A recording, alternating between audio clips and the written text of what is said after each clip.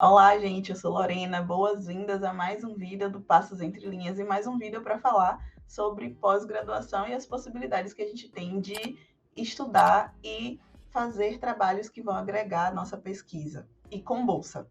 Dessa vez eu estou aqui com Ângelo Sampaio, vou chamar Ângelo daqui a pouquinho, para falar sobre doutorado sanduíche. O sanduíche é estilo intercâmbio, só que a nível de pós-graduação você pode fazer tanto no mestrado quanto no doutorado.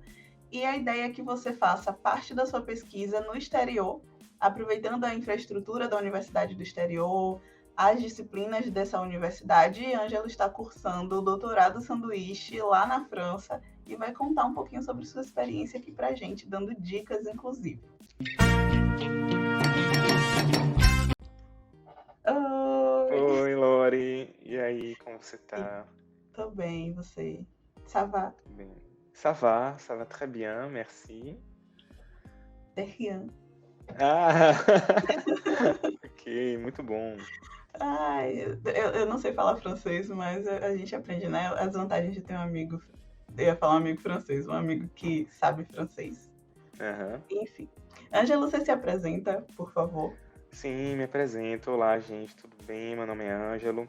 Eu sou doutorando em Língua e Cultura na UFBA, colega de Lorena já há um bom tempo, né, Lore? A gente foi colega do mestrado e aí emendou para o doutorado. Sou professor de língua francesa e faço pesquisas nessa área aí de linguística atrelada ao ensino do francês, o estudo da língua francesa e sempre nessa perspectiva de comparação com o português brasileiro ou voltado para o ensino do francês no Brasil, de algum modo. É isso. Muito obrigada. Ângelo, você está cursando, eu falei, né, na abertura do vídeo, você está Uhum. cursando o doutorado sanduíche na França. E você, eu gostaria que você falasse um pouquinho sobre como é para você submeter o projeto para fazer o doutorado Uhum. sanduíche, porque não é, tem essa possibilidade da pessoa ir por conta própria, mas tem a Sim. possibilidade também de a pessoa submeter um projeto e ser custeada, né? Exato. Assim, na verdade, tanto de um jeito ou de outro, né? Se com bolsa ou sem bolsa, o projeto precisa ser submetido de igual forma. A diferença é só que você tem a possibilidade de ter um financiamento ou não, né? Como você disse na introdução, o sanduíche, né? É um termo que é muito engraçado. Aqui na França, quando eu tento explicar, as pessoas não entendem muito bem, dão sempre risada. Mas a ideia inicial é que a gente faça uma parte dos nossos estudos no Brasil, venha para o exterior fazer uma outra parte e volte para o Brasil para concluir. Então, por isso que se denomina sanduíche, né? No fim das contas, o intercâmbio acaba sendo o recheio.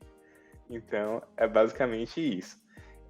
O processo de submissão do projeto, de modo geral, vai mudar muito de acordo com a universidade, né, o que cada universidade e o que cada programa de pós-graduação exige, e ao mesmo tempo de acordo com a agência de fomento. Se você vai fazer com bolsa, claro, né? Então, nesse caso, depende muito. Cada agência de fomento tem os seus critérios próprios e os seus editais próprios.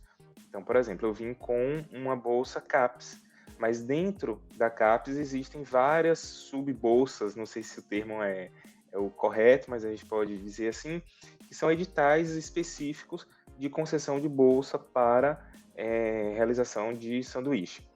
Então, no meu caso, eu vim com a bolsa CAPES Print, que é uma sigla de Programa de Internacionalização, mas eu sei que existem outras parcerias, às vezes também uma parceria direta com um país, por exemplo, aqui na França, eu sei que tem uma parceria CAPES-COFECUB, que é uma agência semelhante, vamos dizer, à CAPES do Brasil, então tem essa parceria e que eles concedem bolsas específicas para vir para a França, enfim, então depende muito. Mas, de modo geral, o que se espera é que o aluno apresente, né, o candidato apresente alguns critérios. Dentre esses critérios, o que normalmente sempre a agência de fomento vai pedir mesmo que, como é que eu posso dizer, que o edital seja diferente, que você apresente o seu plano de estudo. Então, seria um mini projeto. O que você quer fazer aqui? Qual a relevância da sua pesquisa e, né, de modo geral, e por que ela precisa ser realizada fora do Brasil? O que a universidade lá fora vai trazer de benefício para você, para sua pesquisa, para sua vida pessoal? O que você pode trazer de benefício para o Brasil quando você voltar? Enfim, isso está atrelado ao seu projeto de estudo, né? Se tem disciplinas que você queira cursar aqui, enfim. E, claro, muda muito de acordo com a pesquisa de cada um, né? Com a área de estudo de cada pessoa. No meu caso, particularmente, como eu sou professor de francês e faço pesquisa com língua francesa, então, meio que já está um pouco justificado a escolha da França por ser um país de língua francesa. Mas eu poderia ter ido para outro também, né? Outro país francófono, Canadá, Bélgica, enfim. No meu caso específico, eu escolhi vir para a França porque eu faço pesquisa sobre fraseologia. A fraseologia é o estudo das expressões fixas da língua, de modo geral. Vou dar um exemplo rapidinho, só para a gente poder contextualizar. Seria, por exemplo, quando eu digo bater as botas. Então, bater as botas, fulano bateu as botas. A Lori já fez ali a caracterização, não, a Lori já fez a mímica, né, equivalente. Então, seria morrer. Todo brasileiro entende que bater as botas é morrer. Porém, se um estudante estrangeiro de português chegue no Brasil e ouça bater as botas, ele pode conhecer a palavra bota, pode conhecer a palavra bater, mas ele talvez não entenda que bater as botas equivale a morrer. Ele pode entender literalmente, né, que seria pegar duas botas e bater uma na outra. Então, isso é um fraseologismo. E eu estudo os fraseologismos de língua francesa e as dificuldades que a noção de fraseologia gera no ensino do francês no Brasil, como língua estrangeira no Brasil. E aqui na França tem a universidade, que é a Universidade Sorbonne Paris Norte, que tem um laboratório específico e especializado em léxico. E, portanto, eles estudam lá também fraseologia. Então, para mim, foi fundamental a escolha dessa universidade por conta disso, porque ela está ligada diretamente à minha área de pesquisa. Ai, que massa. Você falou, eu fiquei imaginando a pessoa chorando, fulano bateu as botas, e o gringo, tá chorando porque bateu as botas, não entendi. Se bem que quando a gente tá desesperado, não fala assim, né, bateu as botas, enfim.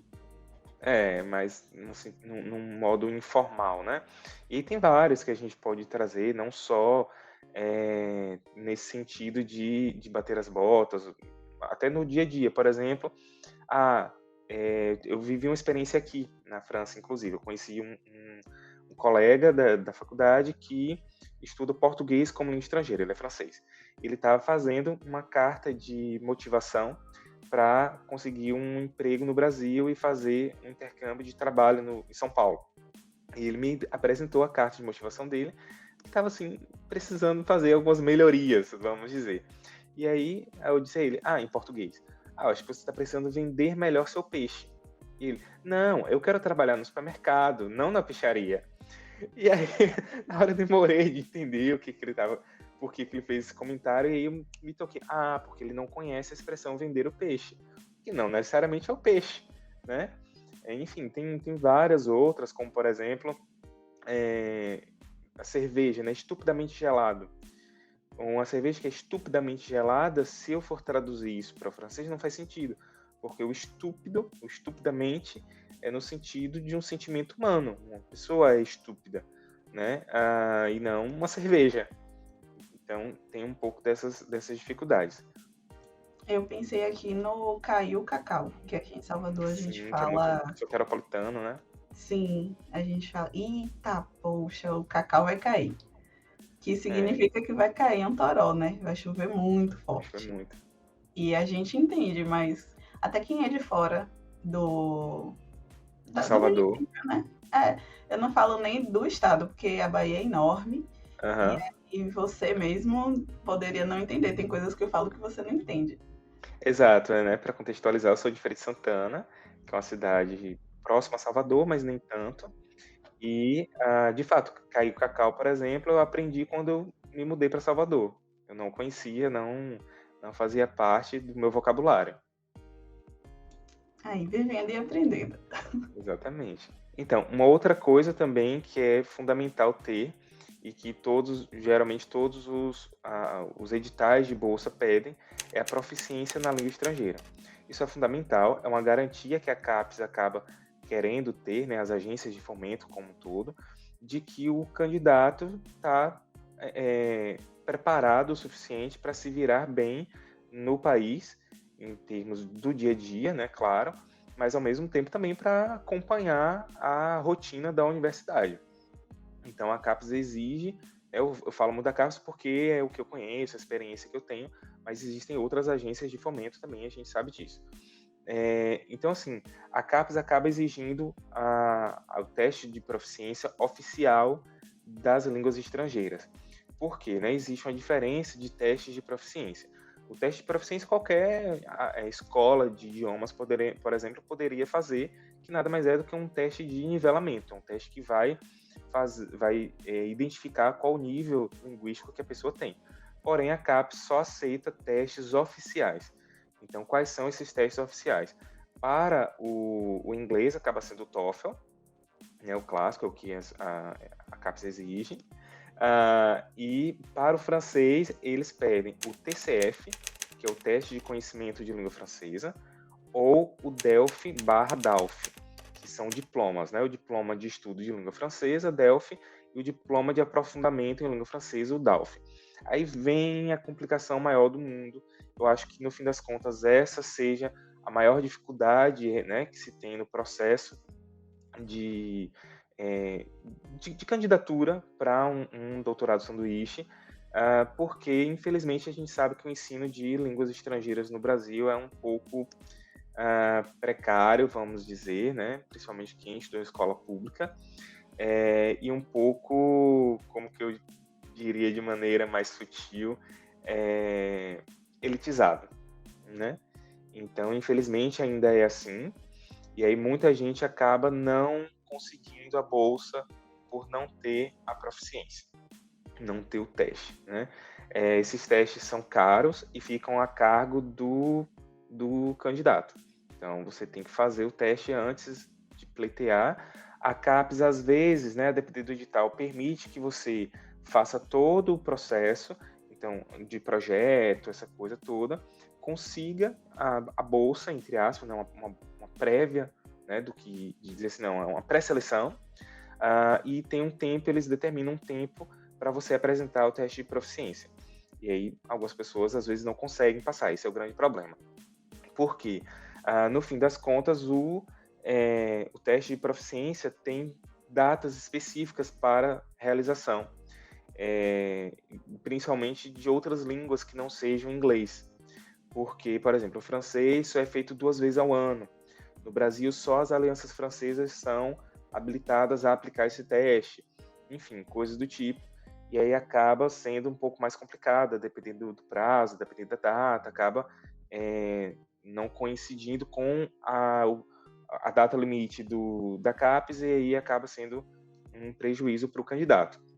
Então, nesse caso, a dica que eu dou é que aí, se a pessoa já tem o desejo de fazer um doutorado sanduíche, né, um intercâmbio durante o doutorado ou mestrado, que se antecipe em relação a isso.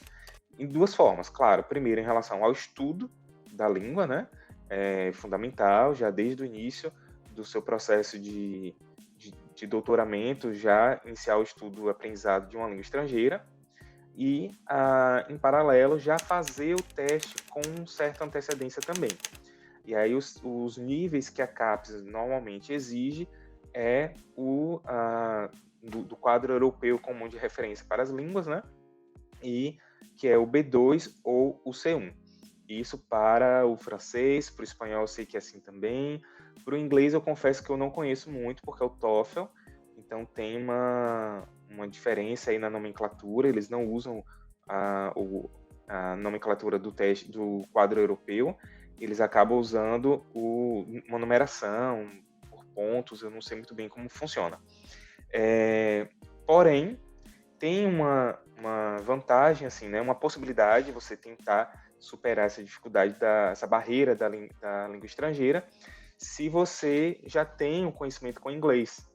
Então, a CAPES aceita que o candidato faça o teste, apresente o teste de língua inglesa, mesmo que ele não vá para um país de língua inglesa, desde que o orientador estrangeiro esteja de acordo, né? E aí, isso tem que estar previsto na carta de aceite da universidade. Sim, o que eu ia chamar a atenção também, né? Lembrando que o TOEFL tem prazo de validade, então acho que de 2 anos. Então, se você já fez o TOEFL alguma vez, é ótimo porque você já vai saber como é que funciona, né, o teste. Mas tem que ficar de olho na questão da validade, porque infelizmente... Desculpa, não, pode falar. Não, fala. Desculpa, não, porque infelizmente tranquilo. Infelizmente é um teste caro pra caramba, é um teste que acaba desgastando a gente emocionalmente, né? Porque tem eu nunca fiz, mas só de pensar em fazer, eu já fico já gera o estressezinho, né? Sim, e aí é caro e tem a validade. Então, se você não for em 2 anos para o doutorado de sanduíche, você tem que fazer de novo. Exato. E para pessoas que vão, você falou sobre essa possibilidade de, por exemplo, a pessoa ir para a França e submeter o resultado do teste de proficiência no inglês. Mas você, querida pessoa que está assistindo, se quiser ir, por exemplo, para Portugal, que tem como língua verdade. A língua portuguesa, não se iluda, você não vai ter que fazer um teste em português. Você vai ter que apresentar um teste em inglês, porque tem edital, né? Se a pessoa for para uma região onde a língua oficial seja igual à língua que ela tem como também primeira, né? Primeira língua materna. Isso, ela vai ter que fazer o teste de inglês e apresentar esse resultado.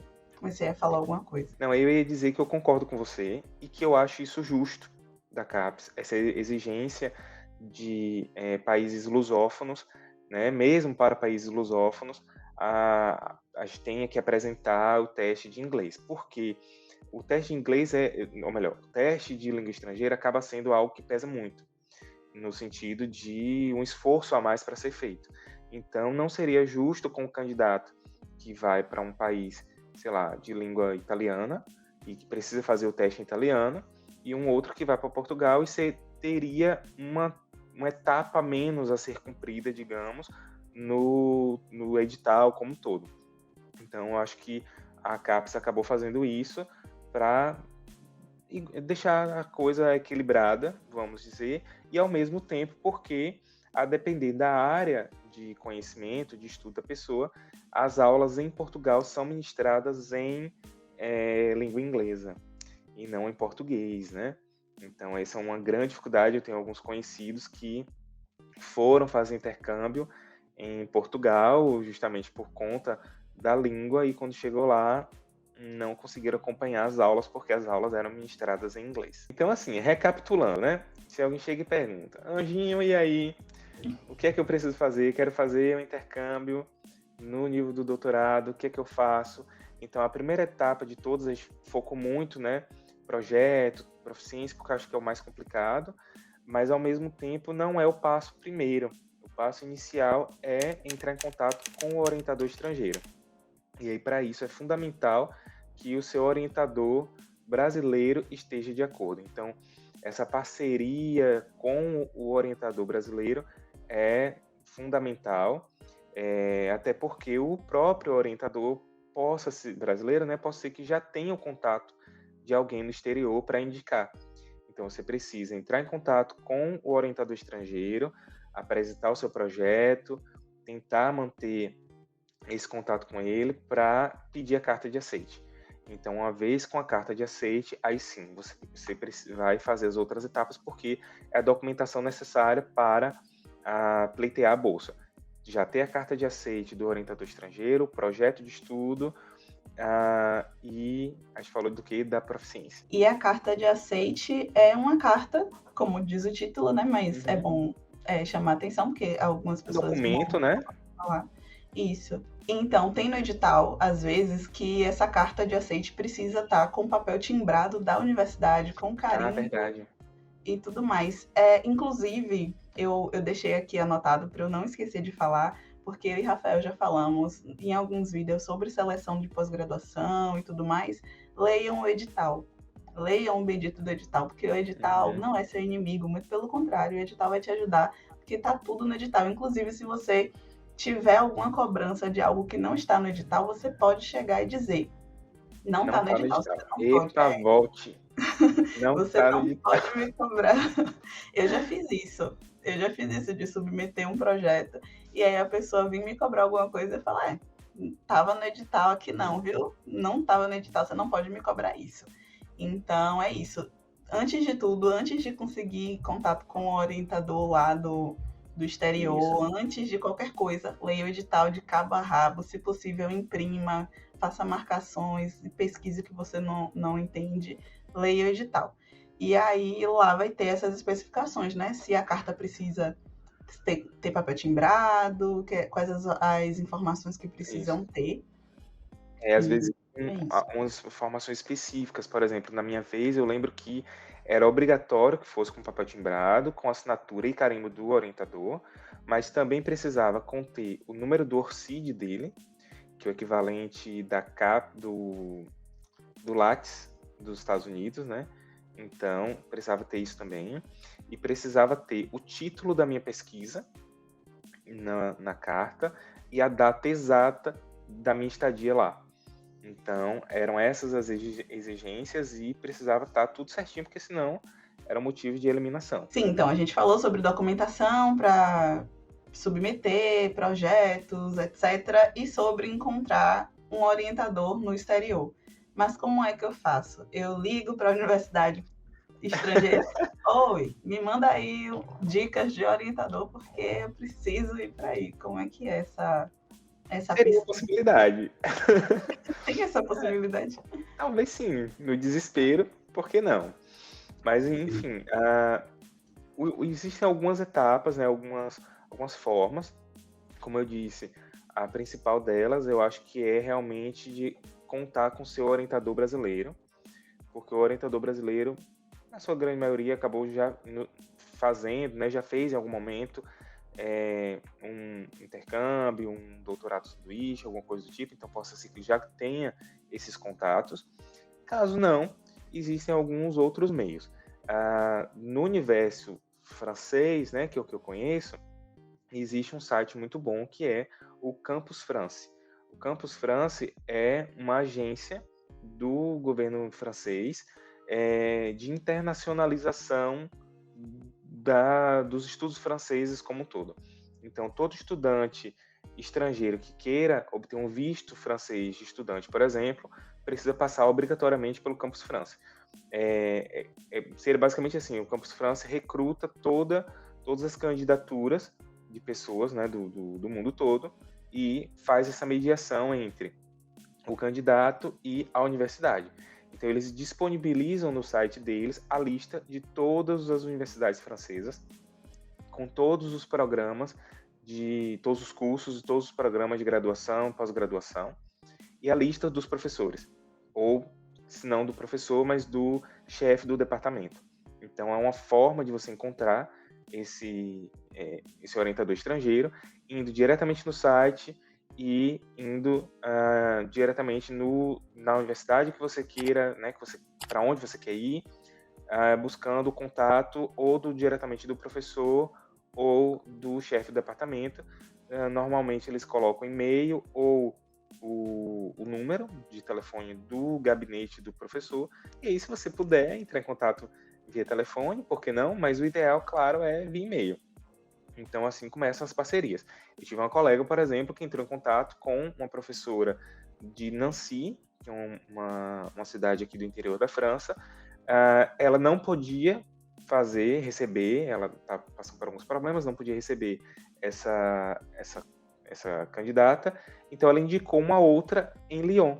Então, você veja que tem toda uma rede, sabe? Então, talvez aquele professor não possa te receber, mas ele vai te indicar alguém que pode. e assim vai.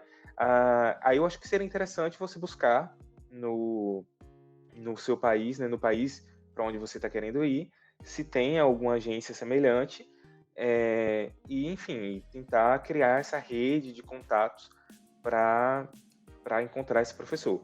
O que nos leva ao ponto língua estrangeira. E por isso que é fundamental já ter começado os estudos de língua estrangeira antes. Fazer um doutorado sanduíche é um projeto de início da sua carreira. Você já tem que entrar sabendo o que você quer para poder ir se preparando. Porque nem sempre a gente consegue organizar tudo em cima da hora, né?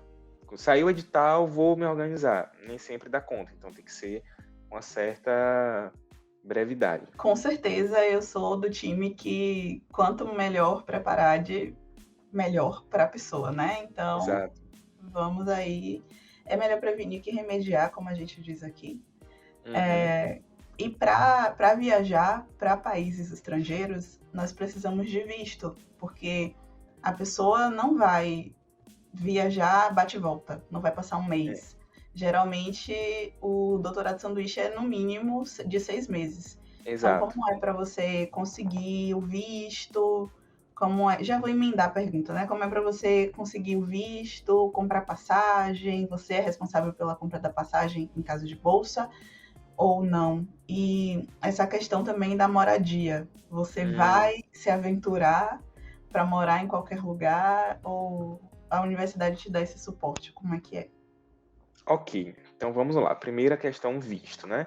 A CAPES não se responsabiliza por visto, né? As agências de fomento, de modo geral, não se responsabilizam por isso, embora tenha, em alguns casos, algumas parcerias. Por exemplo, a CAPES tem uma parceria com a Embaixada Francesa, o que faz com que todo o processo de retirada de um visto para um bolsista da CAPES seja um pouco mais facilitado.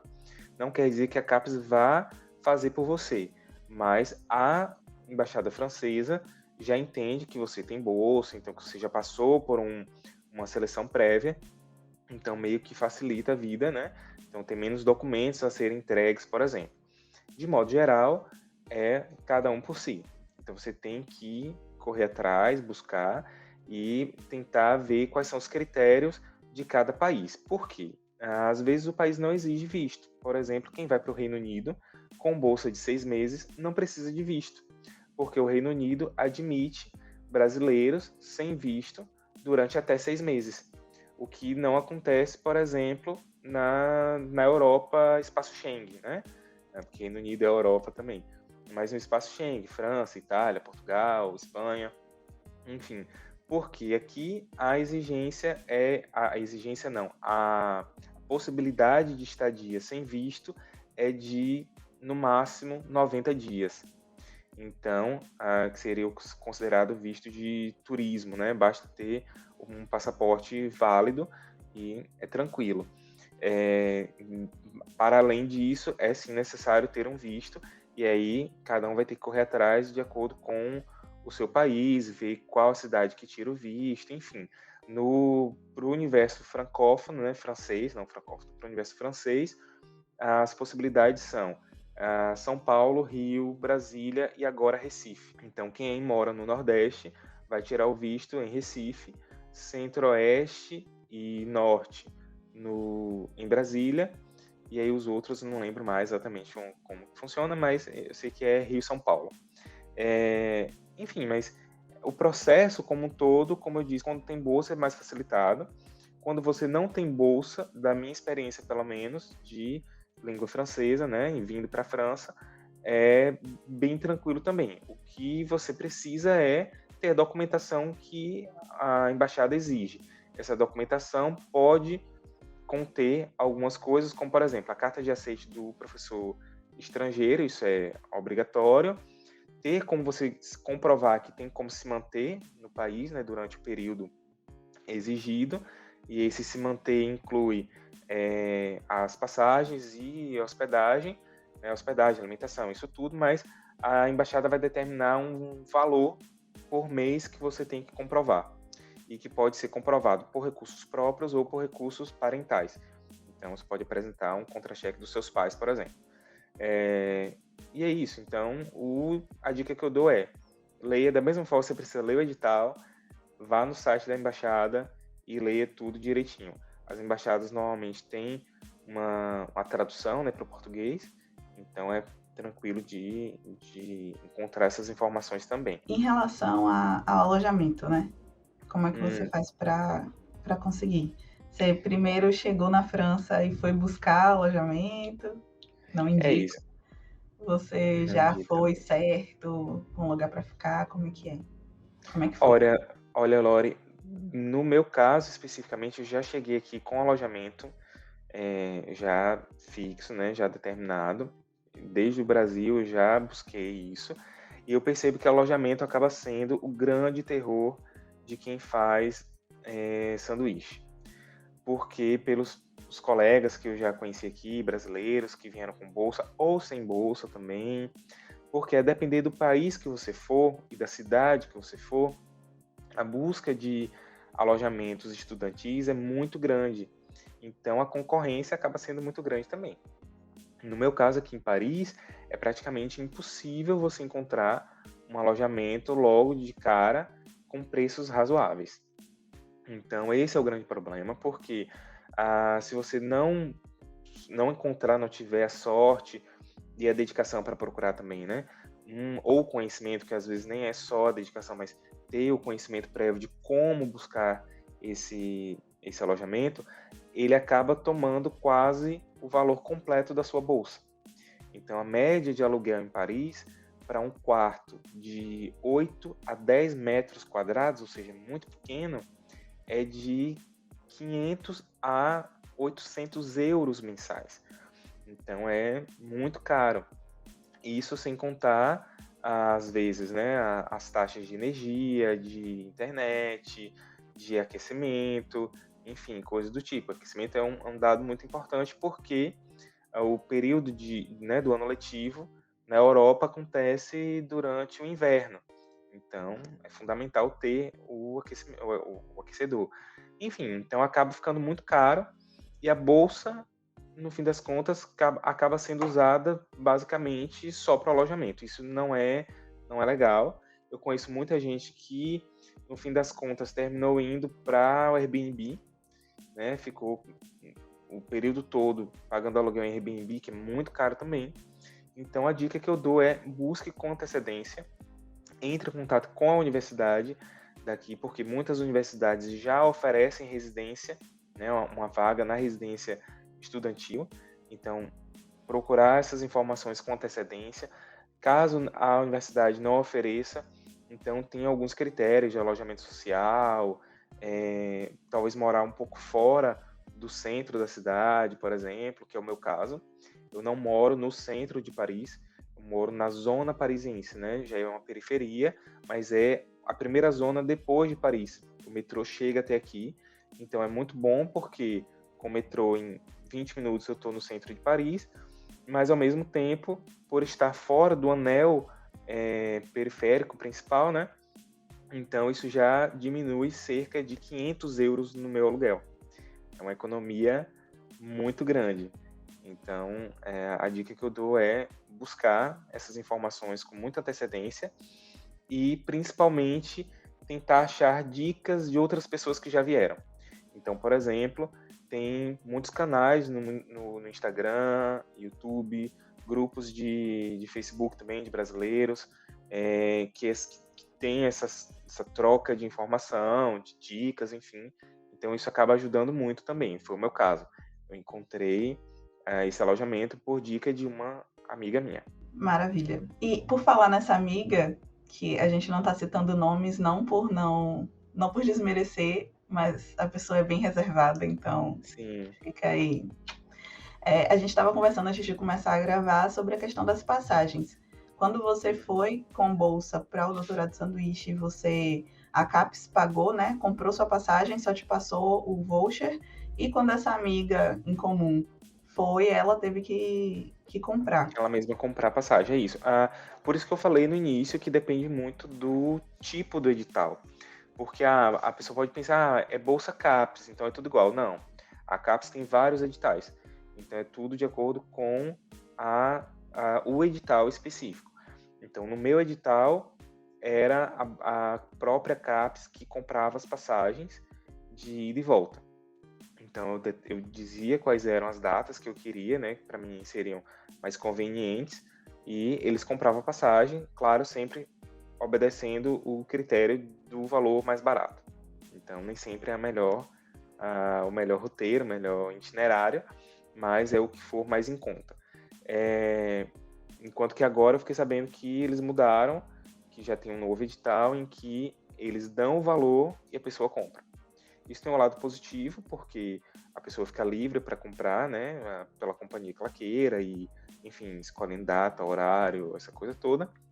Mas, ao mesmo tempo, acaba sendo ruim também, porque possa ser que o valor da passagem fique além do valor que a CAPES pré-determinou que seria dado para a compra dessa passagem. Então, quanto antes você comprar, melhor, não deixar para a última hora.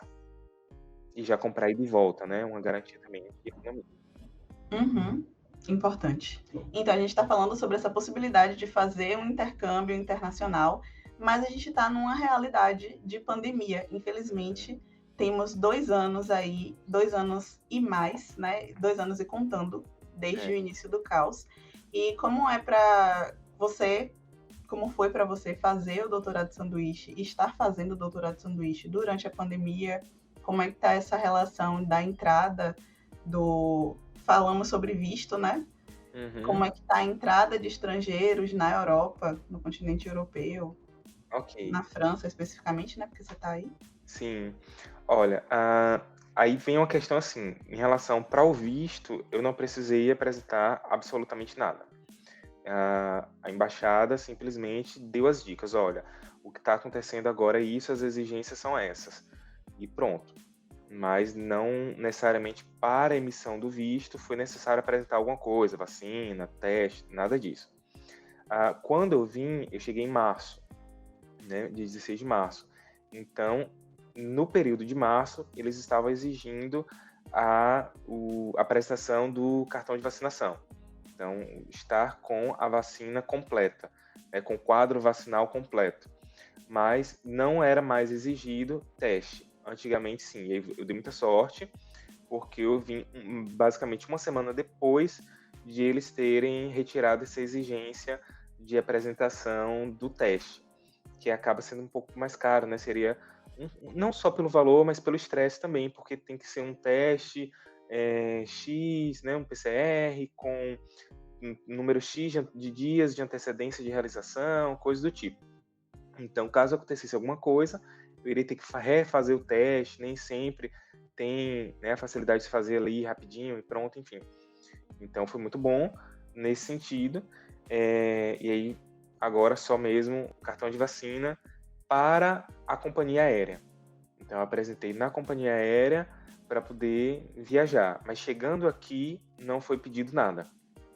Então, para a entrada no espaço Schengen, né, isso é importante saber também, não sei se todo mundo conhece, a França faz parte do espaço Schengen e a imigração é feita de acordo com o espaço Schengen, não com a França especificamente.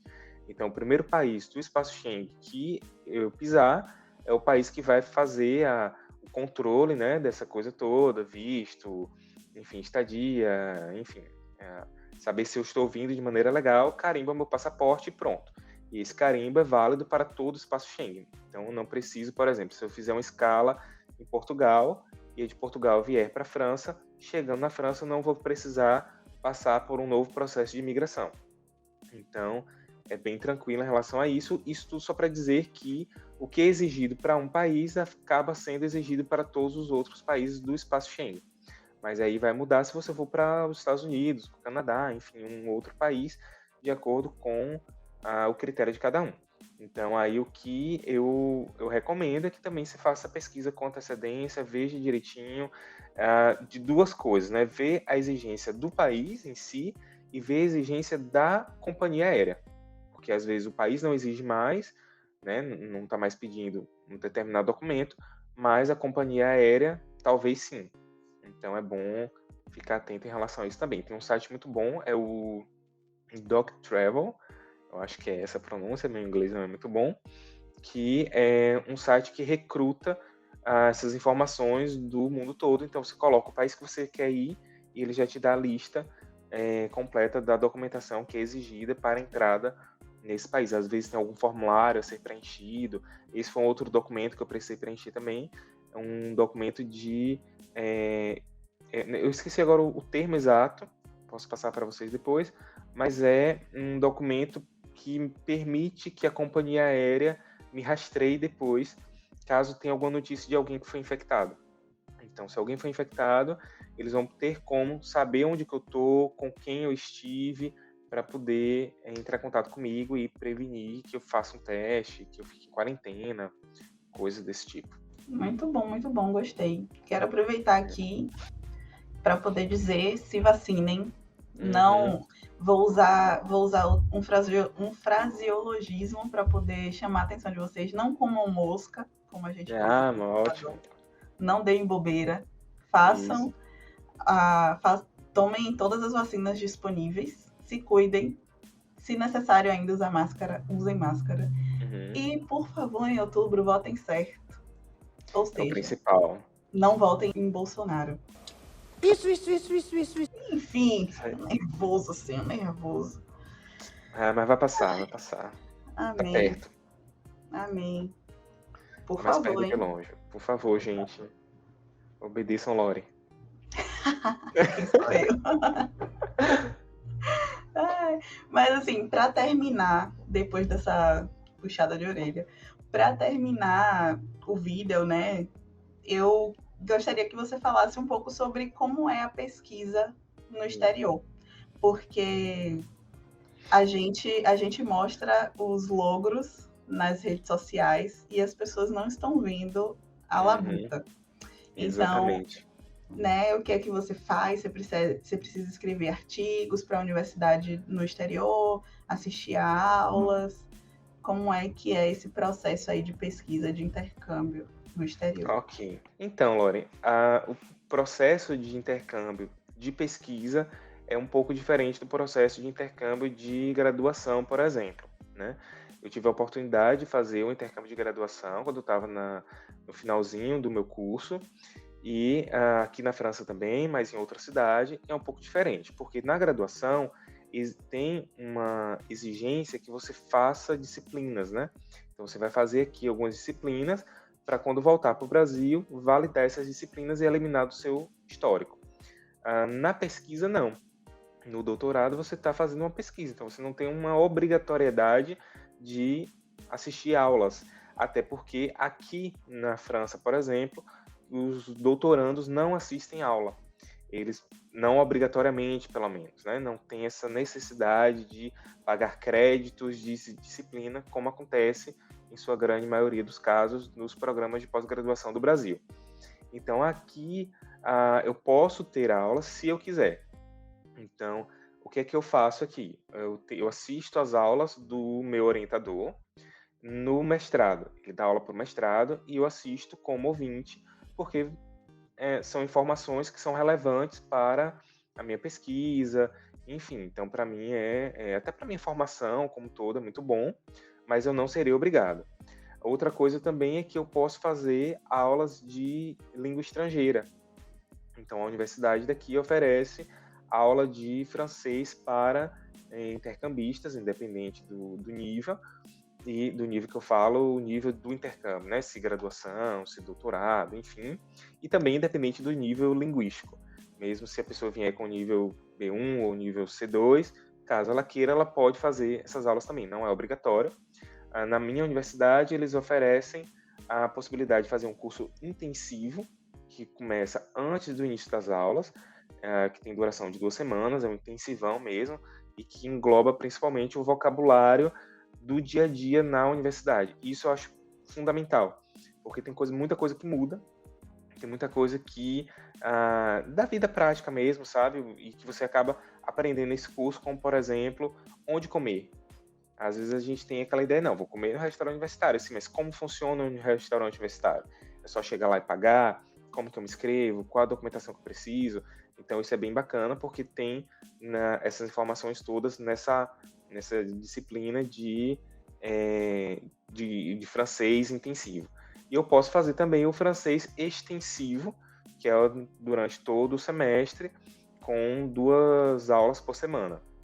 E eu acho muito bom, porque mesmo eu já falando francês há um certo tempo, tem exatamente 10 anos que não, mais de 10, 14 anos, nossa, já até me perdi no cálculo, 14 anos que eu comecei a estudar francês, então falo francês bem, mas sempre tem algo novo a aprender, e eu gosto de estar nesse contexto de sala de aula, até porque, como eu sou professor de francês no Brasil, então é interessante ver qual abordagem que é utilizada aqui e ver se eu posso levar alguma coisa de interessante para o Brasil. Então, eu acabo fazendo também. E também é possível fazer aulas de outras línguas. Normalmente, todas as universidades acabam tendo um centro de língua, né? De estudo de línguas. Então, eles oferecem aulas de espanhol, de inglês, de italiano, por exemplo. Eu tive um colega de graduação que fez intercâmbio em Portugal e que tinha aulas de italiano, fazia aulas de italiano lá. Então, enfim, eu penso assim, é uma oportunidade a mais para você estudar, né? Mas isso tudo, como eu disse, é fora do obrigatório. De exigência, de obrigatoriedade mesmo, não tem. A pesquisa, então, em si, funciona de acordo com a sua área de estudo. Quem é de humanas, normalmente vai estudar em bibliotecas, né? Então, aqui o que eu faço é isso, é uma pesquisa bibliográfica. Duas coisas, né? Primeiramente, eu faço uma pesquisa bibliográfica e uma pesquisa de consulta e catalogação de dados para a formação do corpus da minha pesquisa, porque eu tenho a minha pesquisa é formada com fraseologismos que foram retirados de contos franceses, e esses contos foram publicados inicialmente em periódicos, né, jornais e revistas da França que eram publicados na década de 60. Então, aqui na BNF, que é a Biblioteca Nacional da França, eles têm no acervo deles os originais, os periódicos originais. Então, eu tenho como ter acesso a essa documentação, analisar os periódicos, ver a questão histórico-cultural da época, que é fundamental, já que a minha formação é em língua e cultura. Então, basicamente essa pesquisa que eu faço. É uma pesquisa mesmo de gabinete, vamos dizer, que no meu caso não é um gabinete, é uma biblioteca, algumas bibliotecas. Então, eu frequento várias bibliotecas aqui. Em paralelo, eu participo de grupos de pesquisa do meu orientador estrangeiro, e eu tenho debates, onde lá a gente tem debates de formação, alguém leva um tema específico de linguística e ele vai discutir, alguém faz uma apresentação da sua pesquisa e ele debate sobre. Então, é uma formação muito participativa, porque mesmo eu não sendo, por exemplo, da área de análise predicativa, que, né, tem alguns colegas aqui que são, mas eu participo e posso ajudar a eles também, de alguma forma, apresentar um ponto de vista que eles não tenham percebido, e a mesma coisa acontece de retorno, né? Eu apresento a minha pesquisa, enfim. Então, é basicamente assim que funciona, mas aí depende muito. Então, eu conheço pessoas que são da área de química e que tem a pesquisa é feita no laboratório. Então, vai de acordo com cada área. Então, muito obrigada, Anjinha. Você quer falar mais alguma coisa, deixar algum recado, além de reforçando, se vacinem, leiam o edital e votem certo em outubro. Lore, eu que agradeço. Muito obrigado pelo convite.